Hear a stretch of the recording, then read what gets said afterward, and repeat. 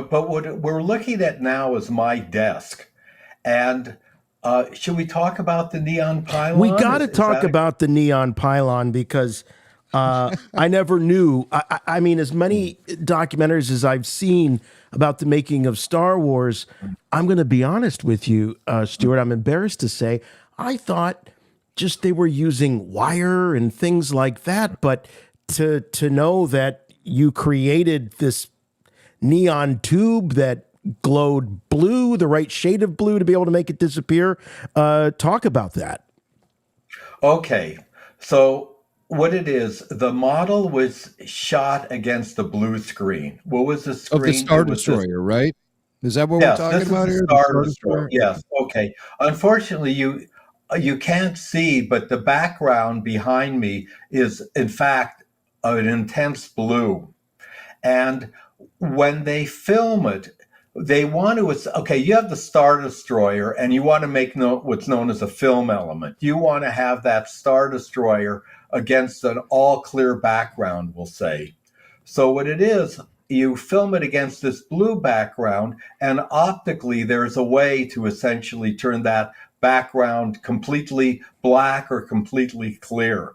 Now, the Star Destroyer was obviously very heavy. I think it was like 7 feet long. And off the side of it, where I'm standing, a rod came out, and then that rod attached to that white line. No, that's actually a C-clamp, probably holding a flag.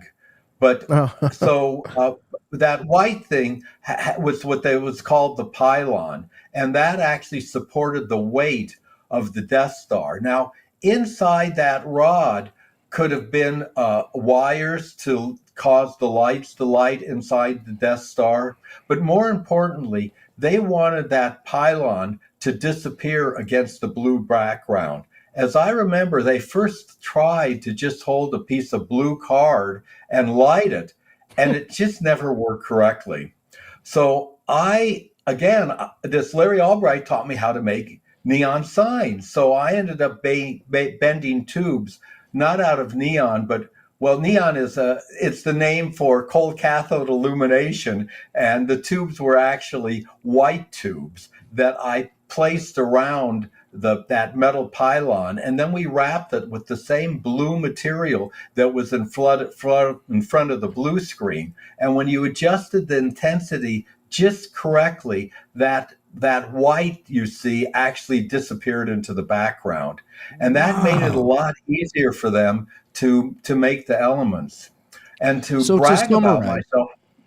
Pardon? I just wanted to say, to summarize, we've all seen the behind the scenes footage of the Millennium Falcon, and there is a thick blue rod holding it in place as the camera moves around it and the Falcon itself moves. Yes.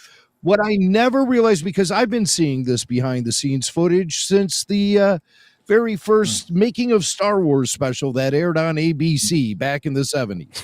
And I've always noticed that pylon, as you call it, I would say it's a rod, but I'm not, I'm not into all the technical speak like you and Jason are. So I don't call it a pylon, but, to the 8-year-old kid who was watching the making of Star Wars on ABC in the 70s, that was a rod. And what I never realized was that it was illuminated itself to match the blue screen. And that's how they were able to disguise the thing that was holding the models in place while they were shooting it on blue screen. So you invented the neon pylon.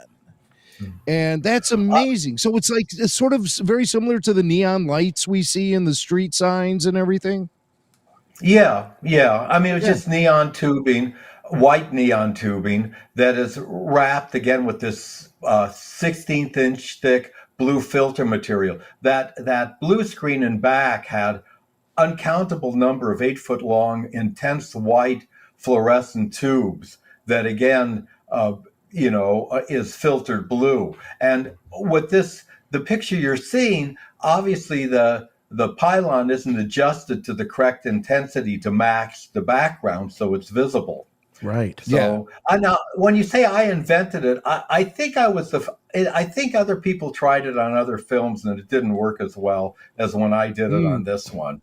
But you But did it best. Oh, You're really? like the Apple of the neon pylon. Maybe others had an idea for it, but you perfected it. yeah, yeah. But which is cool because up to that point, as I was thinking in my childhood head, that it was wires and strings and things like that, and that eventually became the neon pylon that was able to blend into that background. No, it couldn't be wires and strings because again, you had electrical wires going up, but also that pylon thing or rod could have had a chain like you have on Thank your you for that. bicycle that I really went appreciate up and caused the whatever model was on it. To rotate.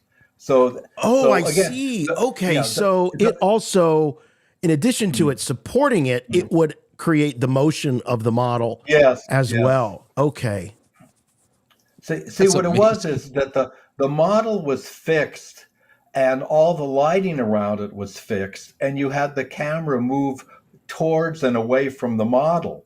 Of course, when you viewed it, you thought the model was moving towards or away the camera. Oh, this is an excellent shot.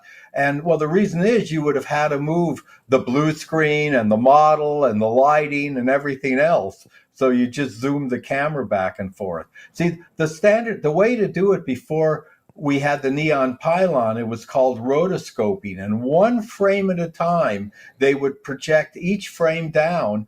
And a rotoscope artist had to essentially paint out the pylon or rod going to it.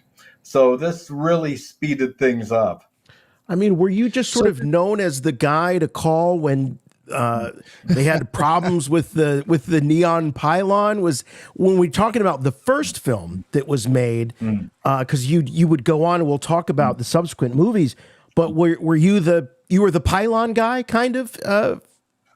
I think I don't remember that. I think I made the first couple of pylons, and then we had Larry Albright make the tubing for subsequent ones. Oh, so And then the Larry king of comes back king into of the picture, yeah. huh? Oh yeah. He's like, oh, Oh hey, yeah. Stewart's having a great time on this sci-fi movie. I want to get a piece of the action.